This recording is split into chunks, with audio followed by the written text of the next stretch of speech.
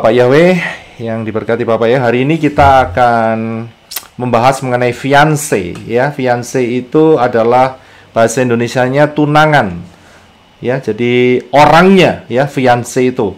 Dan engagement itu juga tunangan, tetapi artinya adalah kata kerjanya ya, sifatnya. Kalau fiancé itu adalah manusianya ya. Seperti ya, sebentar. Ya, seperti biasa, pembahasan dalam pola Ibrani yang benar, maka untuk membuka kuncinya, kita harus kembali ke akar Ibrani yang benar. Ya, saya selalu ingatkan ini supaya saudara betul-betul paham, di luar sana ada banyak fondasi yang salah yang sedang dibangun dan terus dibangun oleh orang-orang yang fokusnya tidak ke akar Ibrani yang benar ya. Dan kalau mereka mengajarkan hal-hal yang keliru, hati-hati, kembalilah kepada pola Ibrani yang benar. Disinilah kita akan mendapat jawaban-jawaban yang sangat luar biasa dari Bapak Yahweh melalui Ruach Yahweh Elohim ya.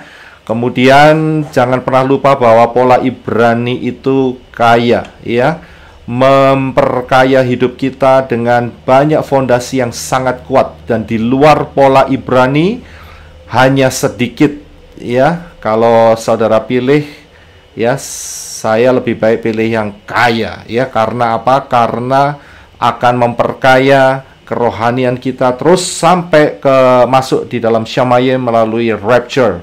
Nah, kalau kita lihat pola Ibrani, maka tidak lepas dari 22 huruf Ibrani modern ya, dari Aleph, Beth sampai Taf ada 22, itu basicnya.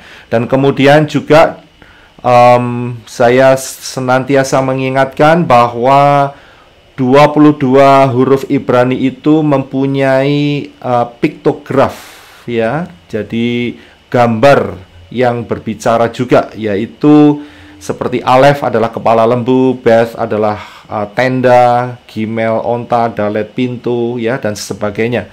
Dan kemudian kita juga jangan pernah melupakan di mana pola Ibrani itu juga mengandung angka gematria ya. Angka gematria ini adalah angka kepastian Bapak Yahweh, karena satu-satunya bahasa yang tidak diserakkan oleh Bapak Yahweh adalah angka dan matematika ya. Memang di beberapa tempat penyebutannya akan berbeda-beda, tetapi semuanya merujuk kepada satu kesatuan ya. Di Indonesia, bahasa Indonesia satu, bahasa Inggrisnya one ya, bahasa Spanishnya uno ya.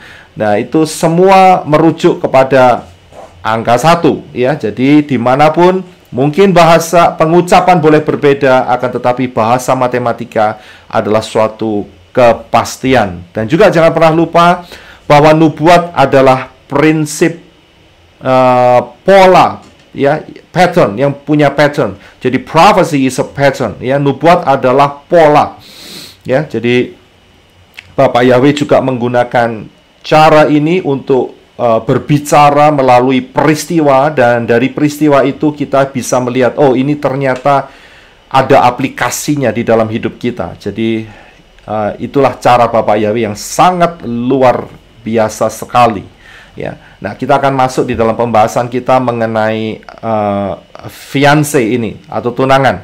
Akan tetapi kita akan melihat satu ayat terlebih dahulu. Saya tidak berbicara mengenai fiancé di dalam arti secara manusiawi ya, akan tetapi lebih tinggi daripada itu, karena pembahasan hari ini akan memperkaya hidup saudara dan menyiapkan hidup kita untuk masuk di dalam rapture yang sangat luar biasa.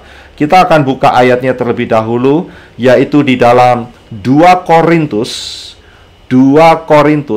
pasal 11 ayat yang kedua. 2 Korintus 11 ayat yang kedua. Bisa minta tolong untuk saudara Henok bisa membantu kita di dalam pembacaan firman. Terima kasih. Sebab aku mensemburui kamu dengan cemburu ilahi, karena aku telah memperkenalkan kamu kepada seorang suami untuk mempersiapkan seorang perawan yang suci bagi Hamasya.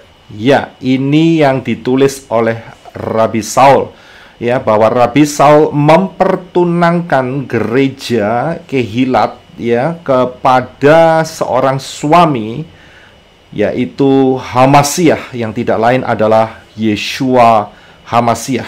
Nah, di dalam pembahasan ini, ya, kita akan melihat dari Tanak, ya, dari Tanak, yaitu mengenai kronologi Abraham, Sarah, Yisak, dan Ribkah. Dan ini terdapat di dalam 3 fatsal, yaitu Kejadian fatsal 22, 23, dan 24. Dan tentunya ini akan berhubungan dengan tema kita, yaitu fiancé, ya, yaitu fiancé. Nah, saya bagi menjadi 2 bagian untuk memudahkan kita dalam mengerti akan pembahasan hari ini. Yang pertama, saya akan bicarakan mengenai kronologinya terlebih dahulu, Kejadian 22, 23, dan 24. Dan setelah itu saya akan ulangi lagi untuk membuka rahasianya, rahasia daripada kronologi Kejadian 22, 23, dan 24, ya, mengenai Abraham, Sarah, Yisak, dan Ribkah, ya. Nah, kita akan mulai dari kronologinya yang pertama, ya. Hanya 2 bagian saja, tapi kita akan melihat bagaimana Bapak Yahweh berbicara dengan kuat untuk kita pada masa yang sekarang ini, ya. Saudara nanti di rumah masing-masing, ya, saudara baca keseluruhan. Saya tidak membaca keseluruhan, ya. Tolong saudara baca sendiri di dalam Kejadian 22, 23, dan 24, ya. Fatsal 22, 23, 24. Ya, saya akan memberikan potongan-potongan ayatnya. Dan nanti pada saat saudara membaca itu semua, saudara akan betul-betul memahaminya, ya. Nah, Kejadian 22, ya, kalau kita buka di dalam Kejadian 22, Bereshit atau Kejadian 22, itu adalah peristiwa di mana Elohim menguji Abraham, ya, dan ujiannya ini nggak main-main, saudara, ya. Abraham adalah seorang yang terpandang, ya, dengan punya cukup pasukan seperti negara kecil begitu, ya, kaya raya juga, diberkati oleh Bapak Yahweh dengan luar biasa, dan ujiannya ini cukup unik, ya. Apa yang menjadi ujiannya? Kita akan baca 3 ayat saja, yaitu Kejadian 22 ayat 1, 2, dan 6, ya. Minta tolong Henok bisa membantu untuk membacanya. Terima kasih. Setelah semuanya itu, Elohim menguji Abraham. Ia berfirman kepadanya, Abraham. Lalu sahutnya, ya, ini aku. Firman-Nya, ambillah anakmu yang tunggal itu yang engkau kasihi, yakni Ishak, pergilah ke tanah Moriah dan persembahkanlah dia di sana sebagai korban bakaran pada salah satu tunduk yang akan katakan kepadamu. Lalu Abraham mengambil kayu untuk korban bakaran itu dan memikulkannya ke atas bahu Ishak, anaknya, sedang di tangannya dibawanya api dan pisau. Demikianlah keduanya berjalan bersama-sama.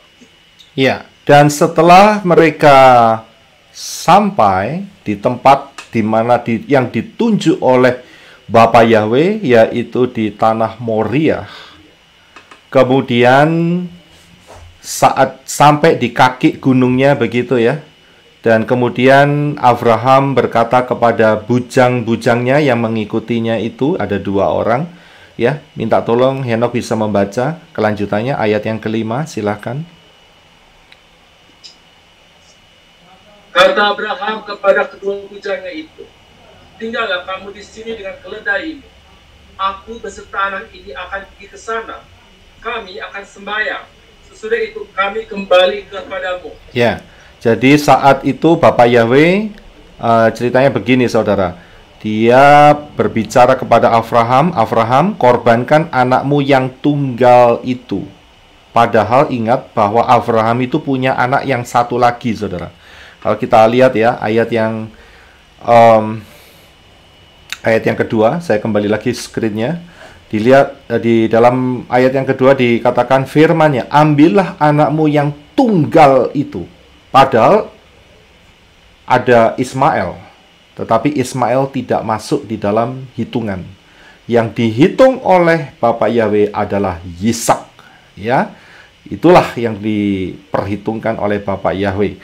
Nah, jadi Yisaklah yang diajak untuk naik ke gunung, untuk sembahyang, untuk berdoa, ya, untuk mempersembahkan korban, dan kayunya yang mikul adalah Yisak, ya, bukan Abraham, ya. Dan kemudian setelah di kaki gunung, Abraham berkata kepada para bujangnya yang mengikuti, ya, ada 2 orang.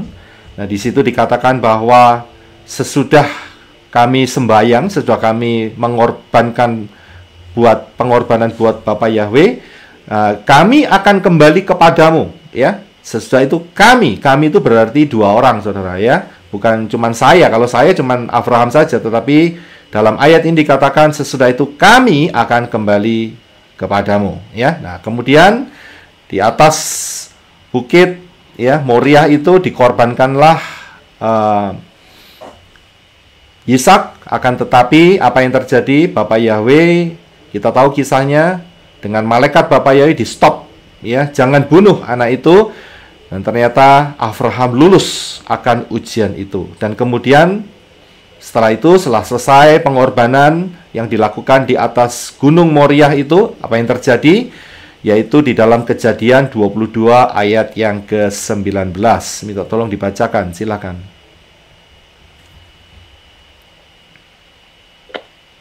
Kemudian kembalilah Abraham kepada kedua bujangnya, dan mereka bersama-sama berangkat ke Beersheba, dan Abraham tinggal di Beersheba.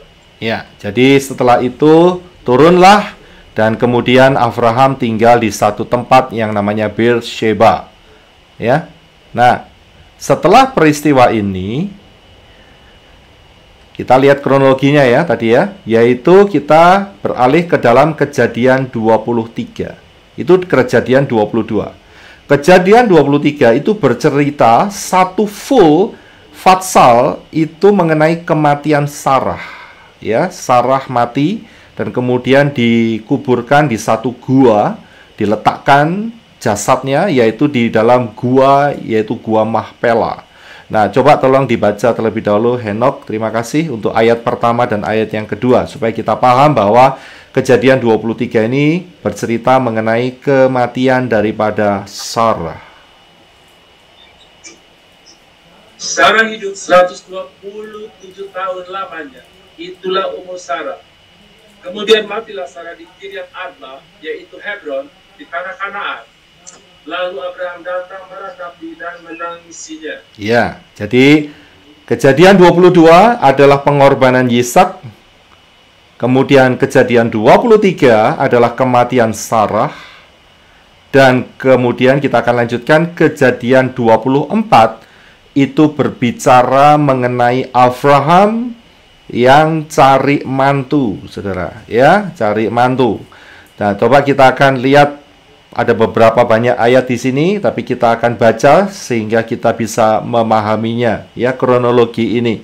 Ya, silakan Henok. Ini ada di screen, ini ada 4 ayat, tolong dibaca dulu, nanti setelah itu dilanjutkan. Silakan. Adapun Abraham telah tua dan lanjut umurnya, serta diberkati Yahweh dalam segala hal. Berkatalah Abraham kepada hambanya yang paling tua dalam rumahnya, yang menjadi kuasa atas segala kepunyaannya.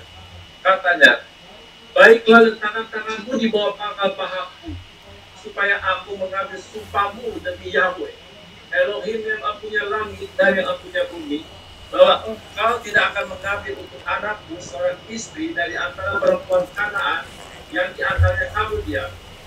Tetapi engkau harus pergi ke negeriku dan kepada sanak saudaraku untuk mengambil seorang istri bagi Syah anak. Ya, tolong dilanjutkan ayat yang ke-5 sampai yang ke-8.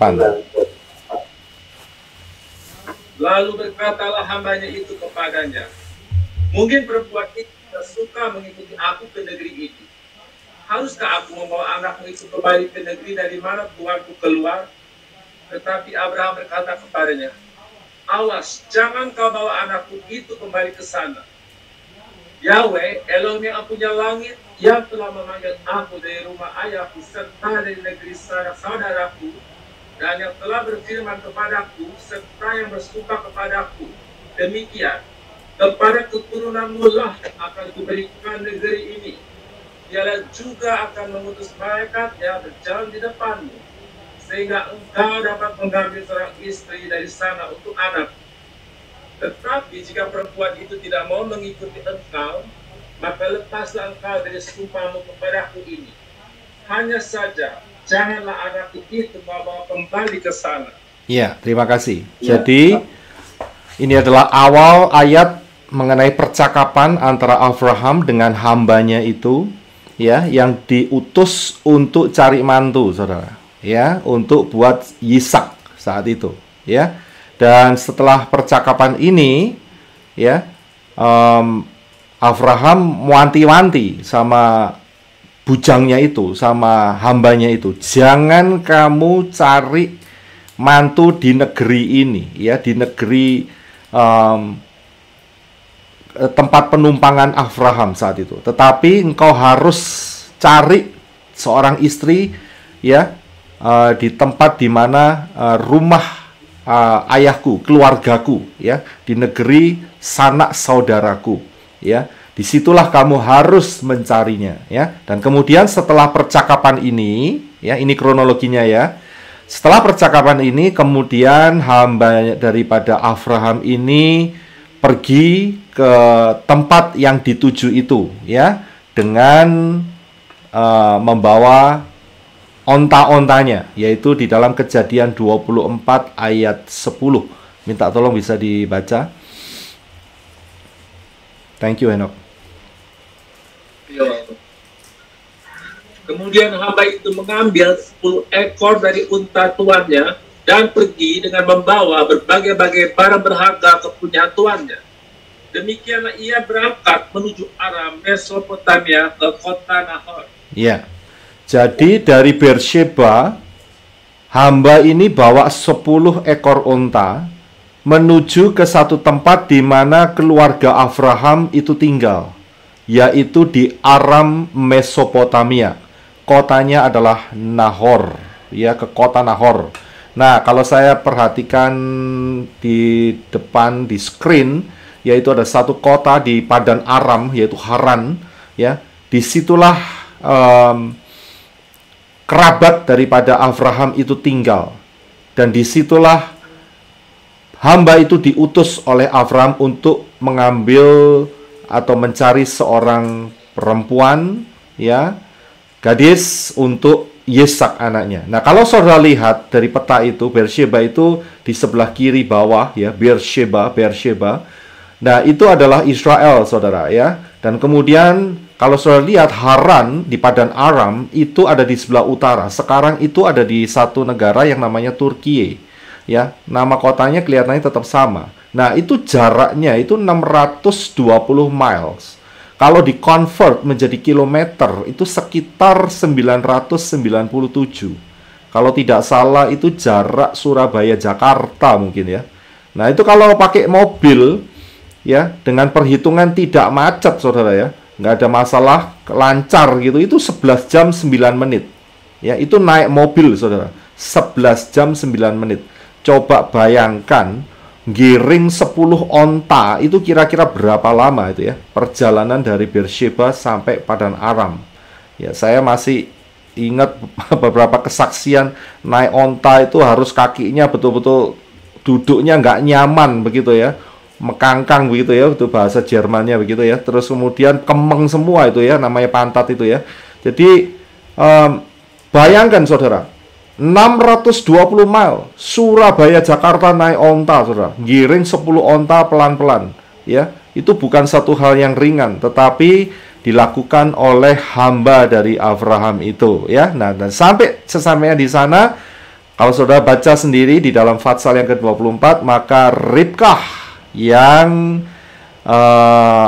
melayani hamba daripada Abraham ini memberikan minum kepada onta-ontanya, sampai puas, dan kemudian Ribkah lah yang menjadi jodoh daripada Yisak, ya. Dan kemudian dibawa pulang, ya, oleh hamba daripada Abraham itu. Dan inilah ayatnya, yaitu Kejadian 24 ayat 61 sampai 65. Inilah kronologinya, minta tolong dibacakan jadi kita ada gambarannya. Terima kasih, Enoch. Lalu berkemaslah Ribkah beserta hamba-hambanya perempuan, dan mereka naik unta mengikuti orang itu. Demikianlah hamba itu membawa Ribkah lalu berjalan pulang. Adapun Ishak telah datang dari arah sumur Lahairoi. Ia tinggal di tanah Negev. Menjelang senja, Ishak sedang keluar untuk berjalan-jalan di padang. Ia melayakkan pandangnya, maka dilihatnya ada unta-unta datang. Ribkah juga melayakkan pandangnya, dan ketika dilihatnya Ishak, turunlah ia dari untanya.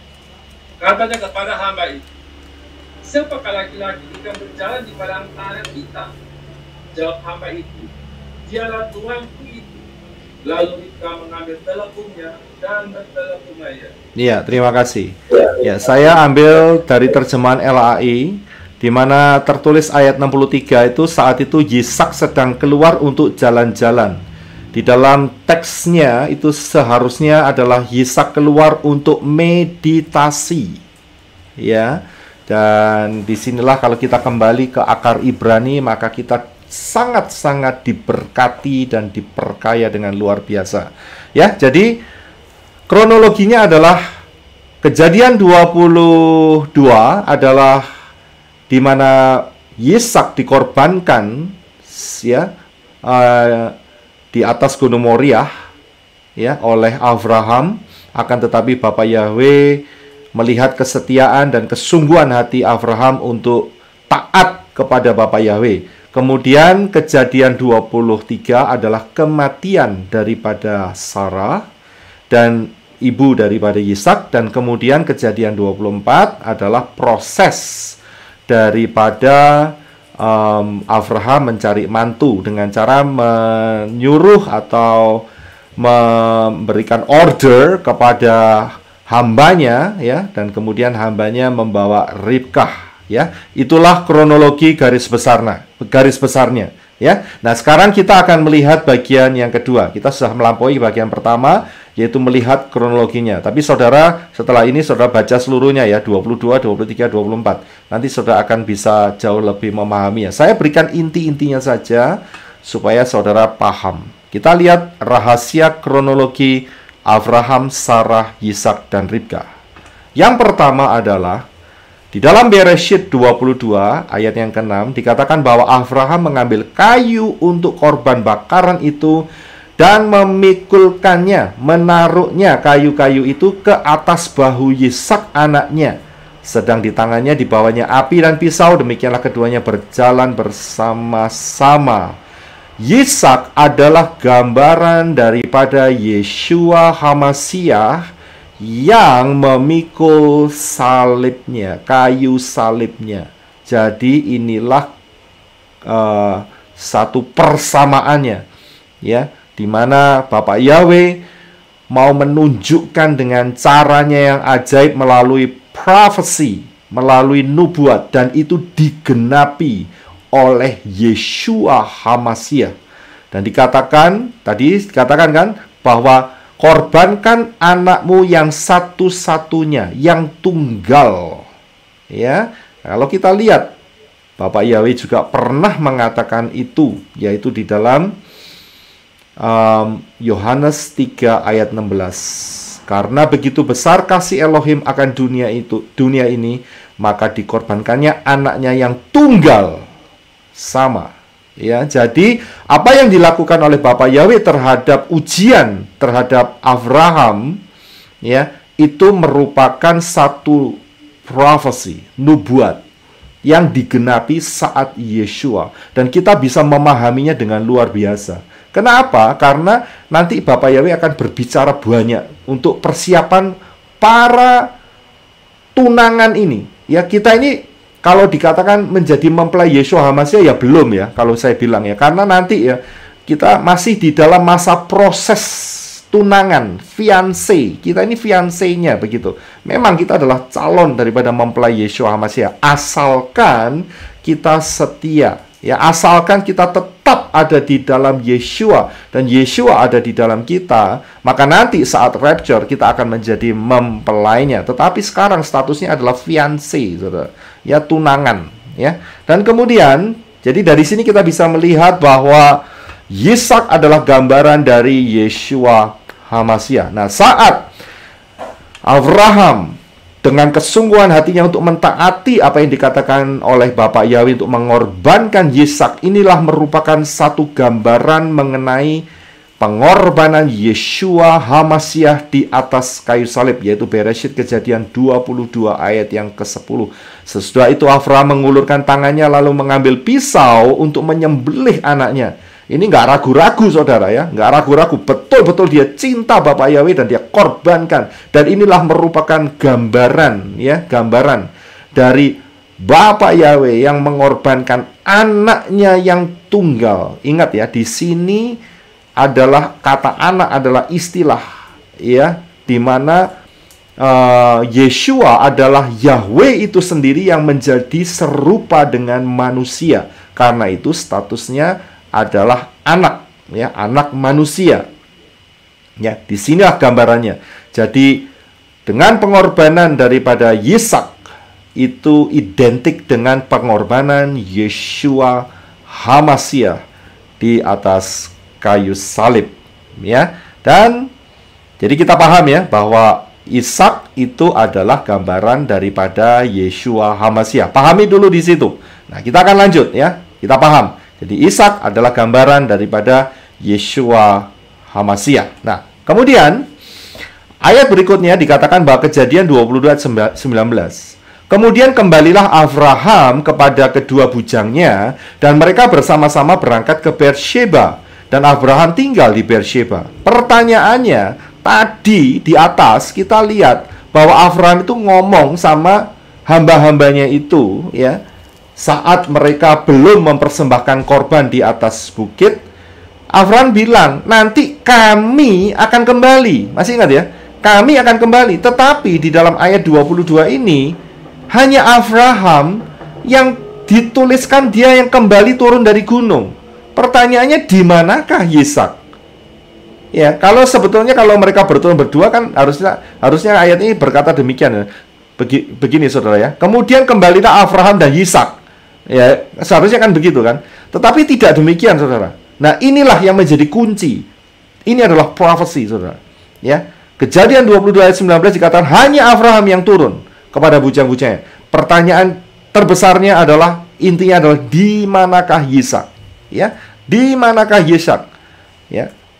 Nah, ini nanti kita akan melihat gambaran yang lebih jelas, ya. Nanti kita akan melihat gambaran yang lebih jelas. Ikutin saja penjelasan ini, nanti saudara akan mendapatkannya, ya. Nah, kita stop dulu di sana. Itulah Kejadian 22. Nah, sedangkan Kejadian 23 ya adalah bercerita mengenai kematian daripada Sarah.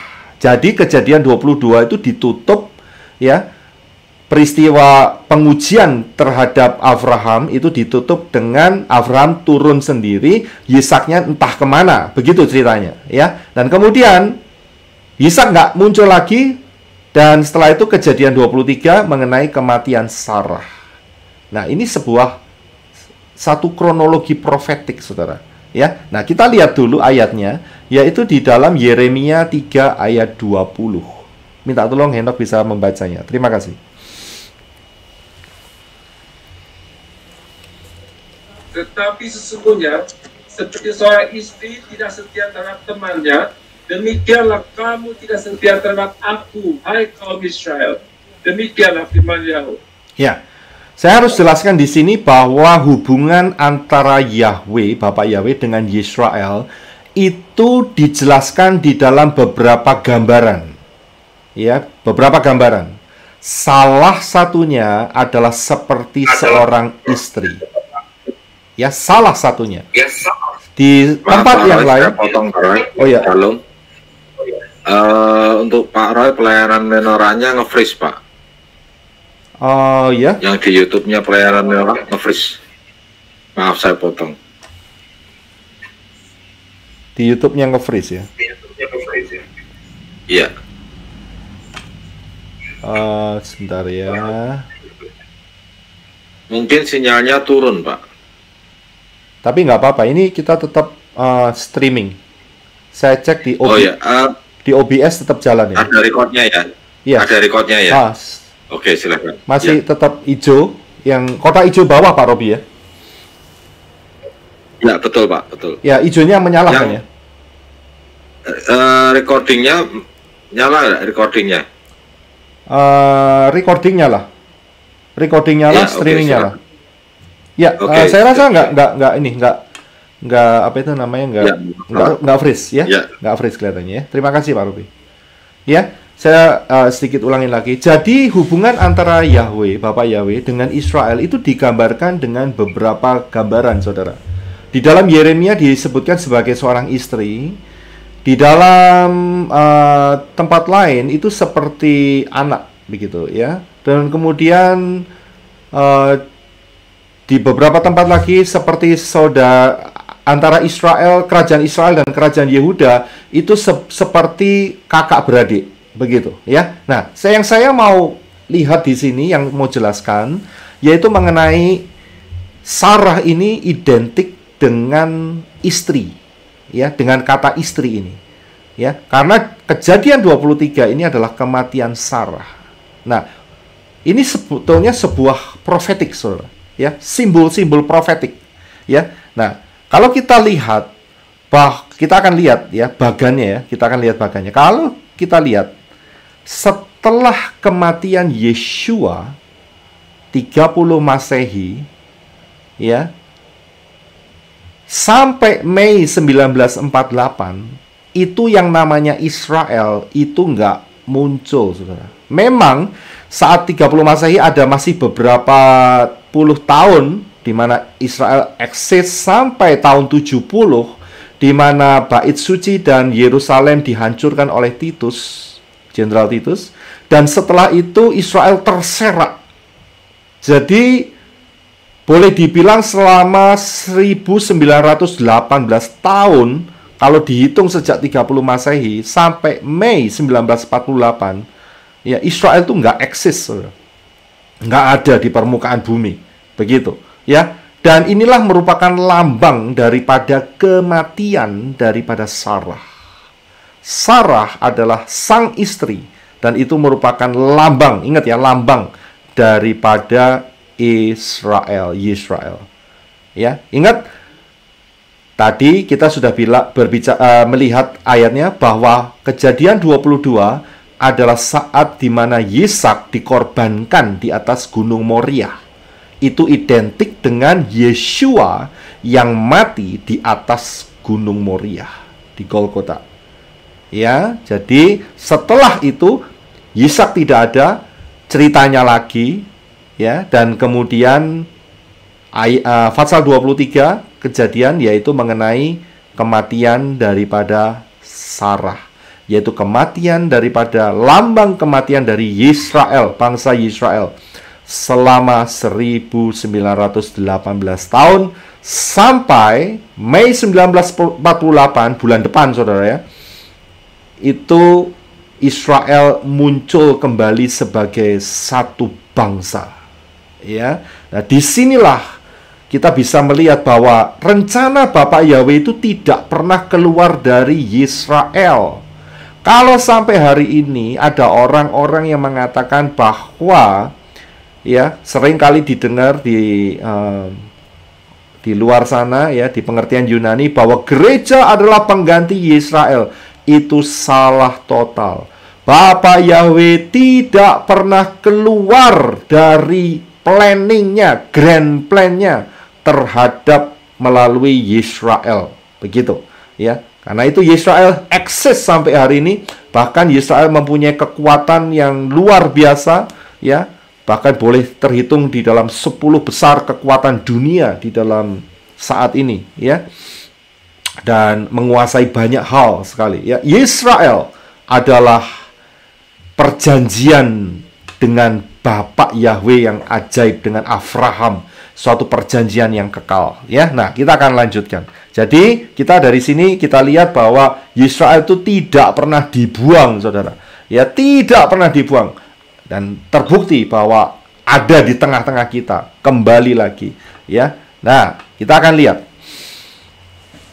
Bereshit 22 ayat 19, Kejadian 22 ayat 19, dikatakan bahwa kemudian kembalilah Abraham kepada dua bujangnya, dan mereka bersama-sama berangkat ke Beersheba. Abraham tinggal di Beersheba. Tadi kan kita di atas sudah saya ungkapkan di manakah Yisak.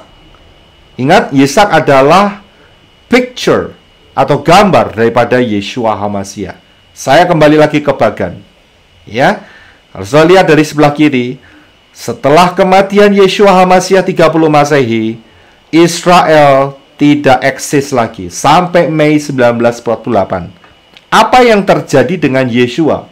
Tidak lain adalah Yeshua naik ke Syamayim. Ya. Tahun 30 Masehi. Karena itu di dalam Kejadian 22, 23, 22 terakhir ya, dan 23 itu tidak ada Yisak. Karena dia merupakan picture. Karena dia merupakan gambar dari Yeshua HaMashiach yang sudah ada di Syamayim. Ya, ini luar biasa. Mungkin saudara berkata ini cocokmologi. Saya bilang tidak. Kenapa? Nanti kita lihat di dalam Kejadian 24. Bukan cocokmologi. Tapi ini merupakan satu grand plan yang luar biasa. Ya, suatu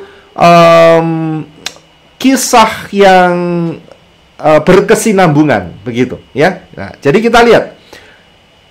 Saat Kejadian 23, kematian Sarah, tidak satu pun disebut nama Yisak di sana. Ya, nggak disebut satu pun. Ini merupakan picture di mana Yeshua HaMashiach itu di Syamayim.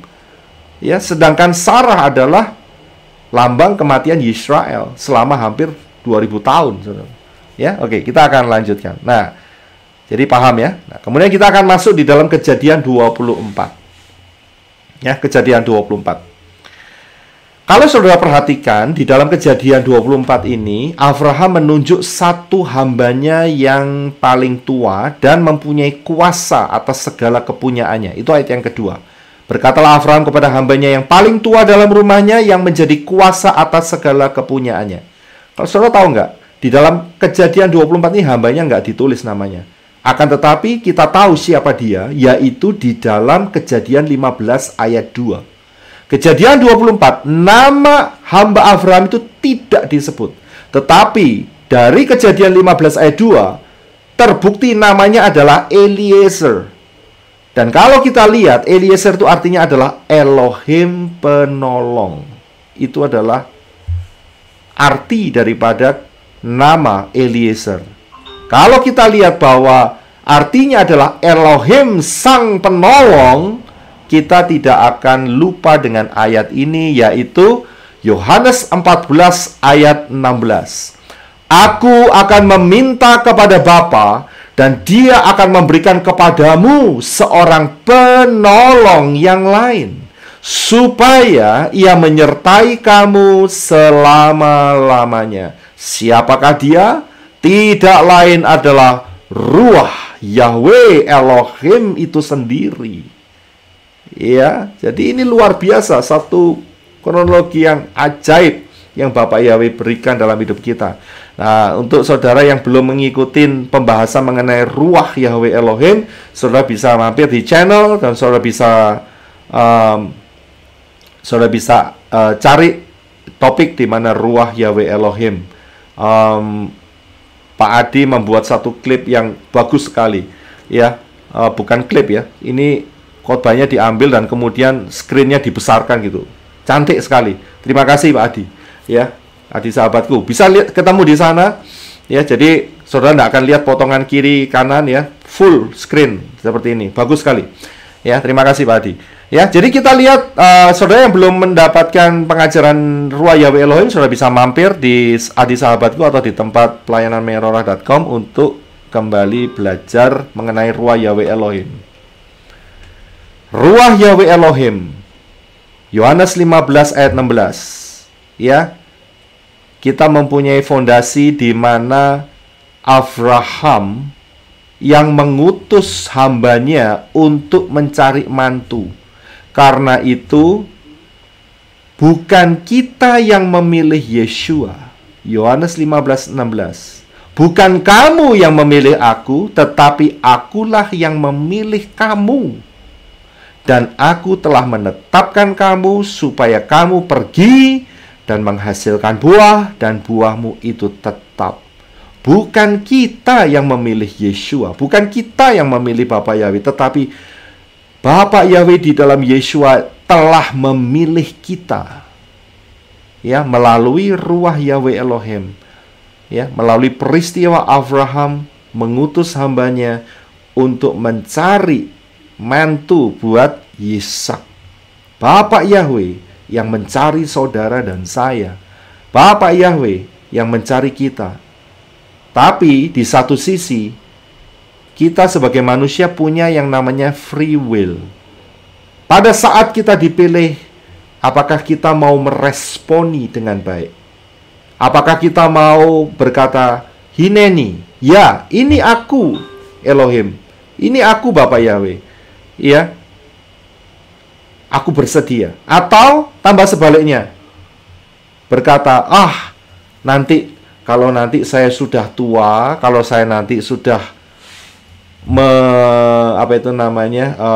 sudah cukup puas dengan apa yang ada di dunia ini, baru saya akan berikan hidup saya kepada Bapa Yahweh.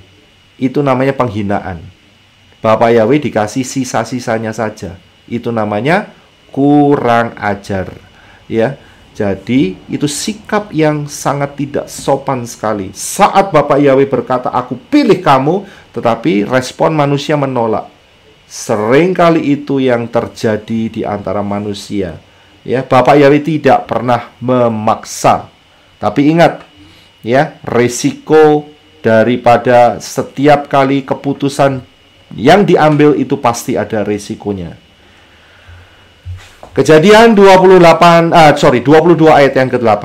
Dikatakan bahwa tetapi, ini perkataan dari Abraham kepada hambanya, ya. Tetapi jika perempuan itu tidak mau mengikuti engkau, maka lepaslah engkau dari sumpahmu kepadaku ini. Hanya saja janganlah anakku itu dibawa kembali ke sana. Ruah Yahweh Elohim tidak pernah memaksa, tidak kayak setan. Setan itu suka maksa, dipojokin, dipaksa. Tidak, ruah Yahweh Elohim tidak. Dia tahu karena manusia punya free will, punya kehendak bebas untuk memilih. Tetapi ingat, kehendak bebas memilih itu ada harga yang harus dibayar kalau salah pilih. Ya, kalau menolak kehendak Bapa Yahweh, ya akhirnya binasa. Itu tidak mau diselamatkan. Akan tetapi kalau mau dituntun oleh ruah Yahweh Elohim, maka akan masuk rapture. Ya. 2, pemaksaan itu tidak membuahkan kasih yang murni. Ya, dipaksa itu berarti namanya terpaksa, nggak pernah ada kasih yang murni. Tetapi karena ruah Yahweh Elohim tidak pernah memaksa, maka dari situlah akan didapat satu kasih yang genuine, ya, satu kasih kepada Bapa Yahweh yang murni, yang asli, tanpa paksaan. Itu yang Bapa Yahweh mau, karena kita bukan robot. Ya, Bapa Yahweh berkata, Yeshua berkata, kasihlah Yahweh Elohimmu dengan segenap hatimu, dengan segenap jiwamu, dan dengan segenap kekuatanmu. Ya, inilah yang diberikan Torah, inilah yang diberikan Yeshua, ya, supaya kita mengasihi Yahweh. Tetapi ruah Yahweh Elohim tidak pernah memaksa. Ya, kalau terpaksa itu nggak murni, atau ditakut-takutin, nggak akan pernah murni. Ya, jadi kita harus tahu prinsip daripada ruah Yahweh Elohim. Tapi ingat, salah pilih risikonya binasa. Kemudian yang berikutnya, ayat yang sama, Kejadian 22 ayat 8. Tetapi jika perempuan itu tidak mau mengikuti engkau, maka lepaslah engkau dari sumpahmu ini kepadaku. Hanya saja, ini yang kita mau lihat, jangan anakku itu kau bawa kembali ke sana. Ishak nggak boleh kembali ke sana, nggak boleh dibawa. Ya, Ibrani 9 ayat 28. Ya, Ibrani 9 ayat 28. Minta tolong untuk Henok bisa membaca buat kita. Demikian pula lah Hamasya yang dikurbankan satu kali untuk menanggung dosa banyak orang. Pada kali yang kedua, dengan tanpa dosa dia akan tampak kepada mereka yang menanti-nantikan dia untuk keselamatan. Ya, terima kasih. Yeshua HaMashiach hanya satu kali saja. Ya, tidak berulang-ulang. Karena itu dikatakan melalui prophecy di dalam Kejadian 22 ayat 8b, dikatakan bahwa janganlah anakku itu kau bawa kembali ke sana. Tidak, hanya sekali. Hanya sekali. Dan ayat ini dikuatkan melalui Ibrani 9, 25 dan 26. Bisa minta tolong dibaca? Terima kasih. Henok. Dan ia bukan masuk untuk berulang-ulang mempersembahkan dirinya sendiri, sebagaimana imam besar setiap tahun masuk ke dalam tempat kudus dengan darah yang bukan darah sendiri. Sebab jika demikian, ia harus berulang-ulang menderita sejak dunia ini dijadikan. Tetapi sekarang ia hanya satu kali saja menyatakan dirinya pada zaman akhir untuk menghapuskan dosa oleh korbannya. Ya, jadi saudara paham betul bahwa Yeshua mati hanya satu kali. Padahal dia imam besar. Tapi ingat, di ayat 25 adalah imam besar yang tiap tahun harus menguduskan, ya, mengadakan persembahan pada saat hari raya pendamaian. Karena yang dibawa adalah bukan darahnya sendiri, akan tetapi darah domba, darah binatang. Minggu lalu kita sudah melihat bahwa darah domba tidak bisa membersihkan tai, ya, hanya menutup sementara. Akan tetapi darah Yeshua HaMashiach membersihkan meja hati kita, kehidupan kita dari kotoran-kotoran. Ya, di dalam bahasa Inggris itu ada dua kata mengenai membersihkan. Yang pertama adalah clean, ya, to clean, itu membersihkan. Tetapi ada yang membersihkan lebih dalam lagi, yaitu to cleanse. Ya, beda antara cleanse dan cleanse, itu beda. Kalau clean itu membersihkan meja, tetapi kalau membersihkan wajah atau misalnya mukanya habis make up, ya, itu bukan cleanser, bukan, tapi cleanser. Jadi lebih dalam lagi cara membersihkannya, lebih detail. Ya, darah Yeshua membersihkan total kehidupan kita. Tetapi ingat, jangan diundang lagi tainya itu masuk ke dalam. Ya, jangan dikotorin lagi mejanya. Itu namanya mendukakan ruah Yahweh Elohim. Ya, jadi kita harus paham. Ya, bukan sekali selamat tetap selamat. Ya, itu pengajaran yang ngawur, ngaco sekali. Kemudian hyper grace. Ya, itu sangat-sangat menyesatkan sekali. Jadi hati-hati, ya, dengan pengajaran-pengajaran yang muncul. Ya, akhir-akhir ini banyak pengajaran yang muncul, ya, tetapi ujung-ujungnya maut. Ya, pakai nama Yahweh, pakai nama Yeshua, tapi miring-miring mulai sekarang. Campurin dengan, oh nggak apa-apa, itu nama Yunani, itu nggak apa-apa itu. Ya, karena oknumnya sama. Saya bilang ngaco itu pikirannya. Ya, pikirannya sudah rusak. Kebenarannya sudah tidak ada di dalam orang itu. Ya, yang mengajarkan itu. Hati-hati dengan pengajaran-pengajaran itu. Terus kemudian saya dapat teks Keluaran 3 ayat berapa ya? Ayat 14. Pakai kata ahayah. Wah, ini baru lagi, ya. Banyak yang seperti itu. Saya juga menemukan yang di sini itu ada pengajaran bahwa Tuhan yang menciptakan langit dan bumi itu namanya adalah aku. Aku adalah, gitu. Dan dia menampakkan diri sebagai Bapa, yaitu Yahweh, kemudian anak sebagai Yeshua, dan kemudian Roh Kudus, Ruach HaKodes.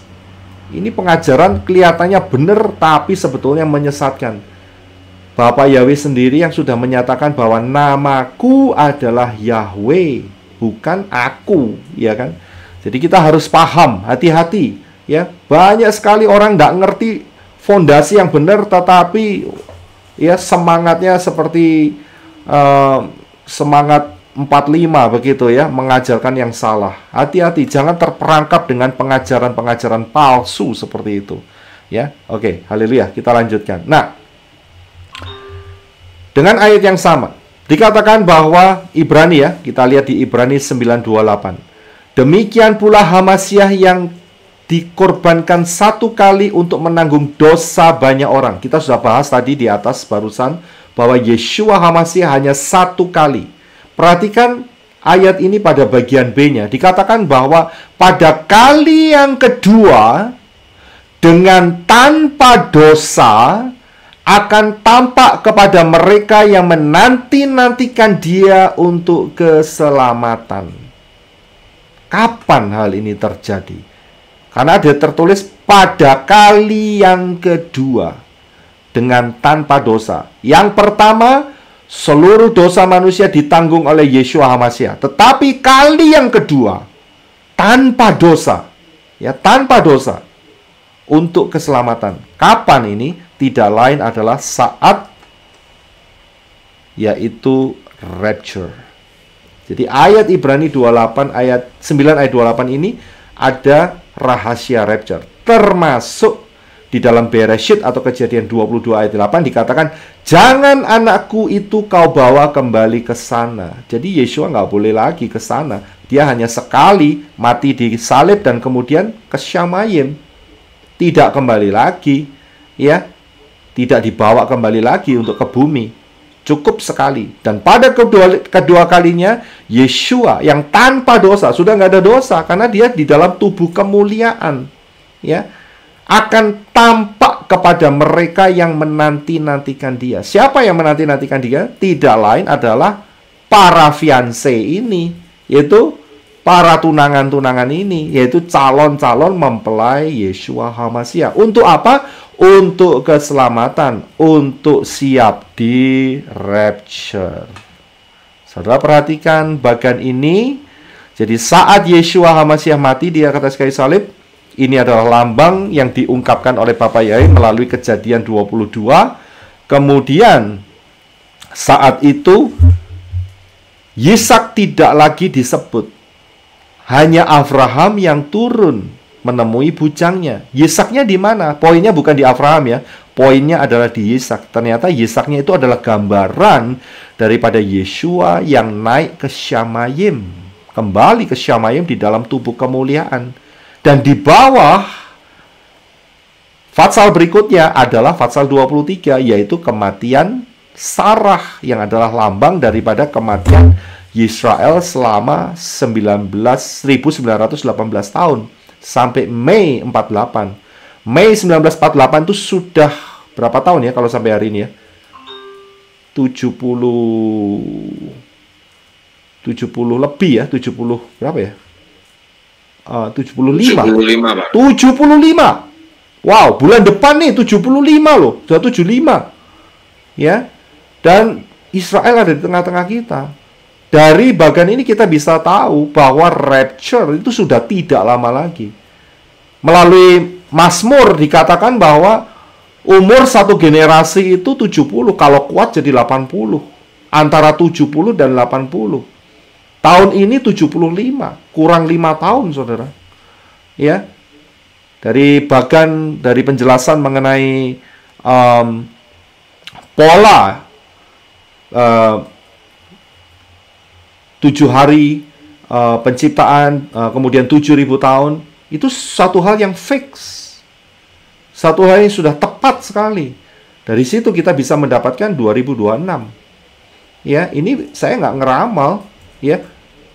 Saya bersyukur Bapak Yahweh memberikan pimpinan sehingga kita bisa mengerti dan kita dipersiapkan. Kalau ada orang yang mencaci maki, ya biar saja dia bertanggung jawab. Ada yang ngomong nanti jatuhnya 50 dan sebagainya, perhitungannya tidak demikian. Tahun 2050 atau sebagainya tidak demikian. Bapak Yahweh itu fix. Kenapa? Contohnya di mana? Contohnya saat minggu ke-70 Daniel. 62 ditambah 7, 69. Itu jatuhnya itu tepat saat Yeshua dibaptis dan 3,5 tahun kemudian Yeshua mati. Jadi timingnya itu tepat sekali. Ya, memang untuk rapture ini akan terjadi sedikit pergeseran karena timingnya nggak tahu. Tetapi kita bisa lihat itu terjadi sebelum masa anti Hamasiah 666. Hanya bulannya saja. Tetapi tidak akan jauh daripada awal 2026. Kalau nggak mau percaya ya terserah, nggak apa-apa. Iya kan? Tetapi kita anugerah Bapa Yahweh, kita dipersiapkan sebagai 5 anak darah yang bijaksana. Biar saja mereka jadi 5 anak darah yang bodoh. Itu hak pilihan mereka. Kalau tertinggal, silahkan menangis dan nikmatilah 666. Begitu. Ya, buat pencemooh-pencemooh di luar itu. Ya. Saya sih nggak terlalu bingung soal itu karena polanya sudah fix, saudara. Tepat sekali. Kita harus berjaga-jaga. Ya, 2026 dan itu akan terjadi rapture. Nah, di saat inilah ayat yang kita baca tadi muncul, yaitu bahwa pada kedua kalinya Yeshua akan menampakkan diri kepada orang-orang yang menantikan dia. Apakah kita menantikan dia sebagai fiancé-fiancénya? Atau kita tambah belajar dari pengajaran-pengajaran yang kacau balau? Ya, membuat pikiran jadi kacau balau dan teracuni dengan aura-aura yang sangat negatif sekali. Ya, rugi besar. Lebih baik belajar kebenaran firman dan kita akan mentaatinya dan kita akan melihat buahnya. Kita akan masuk di dalam rapture dengan ajaib luar biasa. Ya, jadi dari sinilah rahasia kejadian 22, 23 dan 24. Saya akan lanjutkan sedikit. Kejadian 24 ayat yang ke-10. Kemudian hamba itu mengambil 10 dari onta tuannya. Nah, ya, di sini ada kata 10. Kenapa kok cuman 10? Kok enggak 11, 12? Ternyata Bapak Yahweh mau berbicara soal kode di sini. Ya, 10 itu adalah yod, tangan dan unta, ya. Padahal kalau naik kuda lebih cepat, lah kok naik onta? Ada apa? Ternyata onta adalah gimel, ya. Gamal, ya, Gamal Channel, ya. Tapi saya nggak tahu Pak Robi ada onta. Saya yakin ada onta rohani, yaitu Ruach Yahweh Elohim, ya. Jadi dari sini kita bisa melihat antara yod, tangan, dan onta, yaitu tangan Yahweh Elohim yang mencari fiancé Yeshua HaMashiach, ya, yang mencari Ribkah. Dan kemudian kita bisa lihat, ya, ini bukan suatu kebetulan kalau ditulis angka 10 tangan. Kenapa tidak 9? Kenapa tidak 7? Bapak Yahweh punya cerita untuk kita, yaitu apa? Nanti setelah ketemu dengan Ribkahnya itu tidak dinaikkan kuda atau keledai, tidak dinaikkan onta, gimel. Ingat, Eliezer, Elohim yang menolong. Inilah gambaran daripada Ruach Yahweh Elohim yang membawa para mempelai Yeshua HaMashiach ketemu dengan Yeshua HaMashiach di awan-awan. Ya, di dalam Kejadian 24, saat Ribkah ketemu dengan Yisak, maka Ribkah mengambil telekungnya dan bertelekunglah dia. Ya, Ribkah tunduk kepada Yeshua HaMashiach yang adalah Moreh. Ya, dia bertelekung. Dan kemudian Galatia 5:25, jika kita hidup oleh roh, marilah kita berjalan dalam roh. Kita berjalan tidak sendiri. Ya, minggu lalu mengenai Ruach Yahweh Elohim, kita sudah bahas panjang lebar, di mana Yeshua mengatakan kita tidak ditinggal sebagai yatim piatu. Akan tetapi kita ada penolong, yaitu Roh Yahweh Elohim itu sendiri. Ini luar biasa, yang menyertai, yang dwelling, yang tinggal di dalam kita. Ya, ini satu gambar yang luar biasa. Saya suka sekali Kejadian 22, 23, dan 24 ini. Karena merefleksi kehidupan kita. Kita harus hati-hati.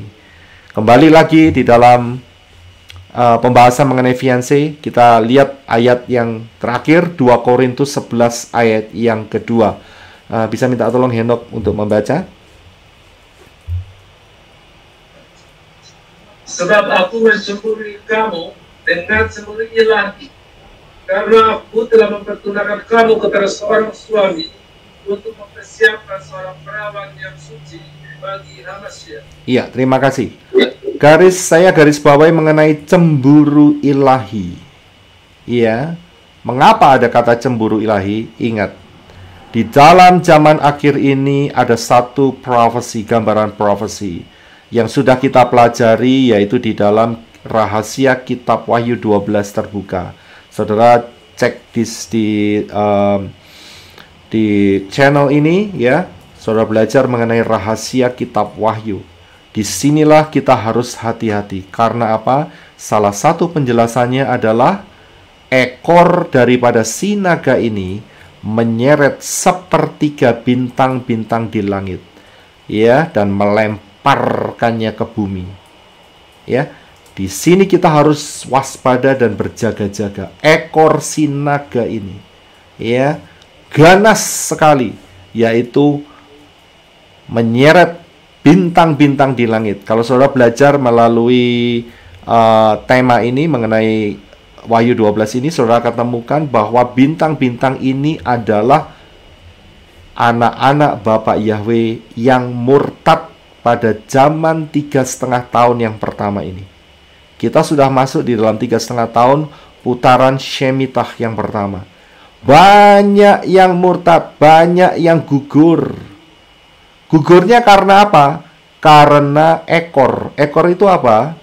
Kalau saudara pernah melihat apa yang dilakukan oleh Bapak Yahweh terhadap Moshe, ya, saat Moshe dipanggil dan Bapak Yahweh berkata, "Ada apa di tanganmu?" Dan Moshe menjawab, "Ada tongkat." Ya, dan kemudian Bapak Yahweh berkata, "Lempar tongkatmu." Tongkatnya dilempar jadi apa? Jadi ular. Dan kemudian Moshe menghindar supaya dia tidak digigit ular. Tetapi Bapak Yahweh berkata melalui firman-Nya, "Ambil, pegang ekornya." Kemudian begitu Moshe pegang ekornya, kembali menjadi tongkat. Ya, ini bukan satu kebetulan, saudara. Tongkat itu itu adalah piktograf daripada huruf Lamed. Lamed itu salah satu pengertiannya adalah pengajaran. Ini dia. Banyak anak-anak Bapak Yahweh yang gugur gara-gara pengajaran palsu. Kalau palsunya itu terang-terangan, gampang dideteksi. Tapi kalau palsunya itu mirip-mirip, itu yang berbahaya, saudara. Kita sebagai anak-anak Bapak Yahweh, ya, calon-calon mempelai Yeshua HaMashiach harus punya roh discernment, membedakan roh. Ini orang ngomong apa begitu? Pengajarannya di mana? Ya, fondasinya di mana? Kalau saudara nggak pernah belajar kebenaran firman, ya gampang ditipu. Gampang sekali. Ya, pakai nangis-nangis, ya, pakai wes sembarang kalir, ya, semacam, ya, itu bahasa Itali, ya. Pakai apa itu namanya, kuasa, power of Holy Spirit, whatever ngomongnya, ya. Tapi nggak ada landasan fondasi firman, maka gampang, mudah sekali dijatuhkan. Dan banyak kejatuhan-kejatuhan. Lihat saja hari-hari ini. Ya, dikasih tahu nama Yahweh, dianggap sesat. Ya kan? Padahal itu yang benar. Ya, kemudian dikasih tahu nama Yeshua, oh nggak perlu. Ya, pribadinya sama dengan si Yunani. Itu kan miring itu pikirannya, sudahan. Sudah nggak beres itu pikirannya. Sudah bisa paham apa yang saya katakan ini. Ada banyak sekali pengajaran-pengajaran yang kelihatannya benar, tapi sebetulnya ujungnya kepada maut. Inilah Lamed. Inilah ekor ular. Inilah pengajaran palsu. Hati-hati. Jangan masuk di mereka. Kenapa? Lihat Wahyu 12 ini, ya, sepertiga daripada anak-anak Bapa Yahweh murtad gugur. Ya, Matius 24 ayat 24. Sebab Mesias palsu dan nabi-nabi palsu akan muncul, dan mereka akan mengadakan tanda-tanda yang dahsyat dan mujizat-mujizat. Ya, base mereka hanya tanda-tanda dan mujizat-mujizat, bukan pengajaran yang benar.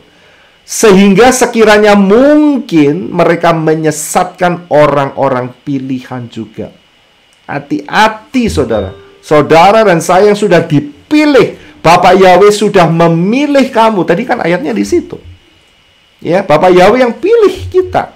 Jangan sampai disesatkan. Kalau sudah tersesat, ya bukan lagi namanya orang pilihan, namanya ex orang-orang pilihan, begitu. Ya, jadi kita harus hati-hati. Jangan sampai kena pengajaran-pengajaran yang mengerikan itu. Ya, hati-hati. Lihat aja dari cara mulutnya berbicara, kita sudah ngerti. Ini auranya ada di mana. Ya, auranya ada di mana? Jelas sekali. Sangat-sangat jelas sekali. Wah, kalau kurang jelas, berarti kalau nggak bisa membedakan, saya kasih tahu ya. Berarti saudara satu roh dengan dia, gitu loh. Dengan pengajar-pengajar itu. Kalau saudara ada ruah Yahweh Elohim di dalam kehidupan kita, kita bisa membedakan ini orang ngomong apa. Jelas kan? Nggak susah kok. Iya kan? Kalau ngomongnya diulang-ulang itu aja. Yang ngerti berarti orang itu nggak beres begitu. Ya, itu mengerikan sekali. Ya, tinggalkan saja. Ya, ikutin pengajaran Bapak Yahweh yang luar biasa melalui pola yang benar. Ya. Nah, karena apa? Karena waktunya udah gak lama lagi, saudara. Hari ini itu kita sudah 2023. Dan kalau dihitung sejak kejatuhan Adam dan Hawa, ini kurang sedikit lagi menggenapi 6.000 tahun, saudara. Nggak lama lagi. Ya. Dan setelah itu, kita akan masuk di dalam rapture. Ini belum saya ganti. Ini hari ini adalah tanggal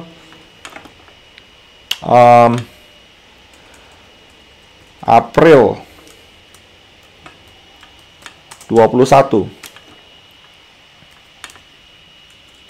Ya, April 21. Ini perayaan besar nih. Hari ini 22 Indonesia. Indonesia 22. Di sini kita perayaan ibu kita itu ya.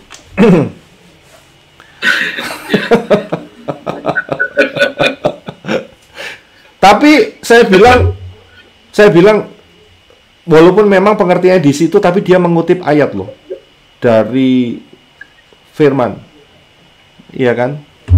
Dari gelap terbitlah terang, iya kan? Kita kan sudah di dalam kegelapan selama 6.000 tahun. Sebentar lagi kita akan masuk di dalam terang kemuliaan Bapak Yahweh yang luar biasa. Itu kan luar biasa. Itu kan juga seolah-olah profetik sedikit begitu ya. Iya, walaupun memang itu zaman jahiliyah saat itu Indonesia diacak-acak gitu ya, para perempuan ya. Ya. Kita sudah sangat mendekati, kita sudah masuk di dalam 3,5 tahun Shekel Shemitah nih ya. Kita harus waspada. Nah, kalau kita tidak lama lagi ya, kita hitung saja. Ya. 5786 atau Maret 2026, disitulah kita betul-betul wow, ya. Perhitungannya sangat luar biasa. Kita akan masuk di dalam tubuh kemuliaan yang luar biasa. Ya. Belajari di dalam tubuh kemuliaan, kita akan mendapatkan berkat. Bagaimana untuk teman-teman yang mengatakan kalau saya belum diselamatkan? Saya kasih tahu, masuk di dalam keselamatan sesuai dengan firman. Karena keselamatan datang dari bangsa Yahudi. Yoel 2:32. Dan barang siapa berseru kepada nama Yahweh akan diselamatkan. Tidak ada nama yang lain. Yod he waw he. Ya. Angka geometrianya totalnya 8. Sama dengan Yeshua. Yod shin waw ayin. Finalnya juga 8. Ya, lihat tangan, lihat paku. Mata yang melihat tangan yang dihancurkan oleh paku. Sama, saudara. Jangan diubah-ubah seenaknya sendiri. Kalau saudara, kalau sudah terima bagaimana? Masuk di dalam baptisan pembaharuan. Segera. Jangan ditunda. Ya. Dan kemudian berjalan dengan ruah Yahweh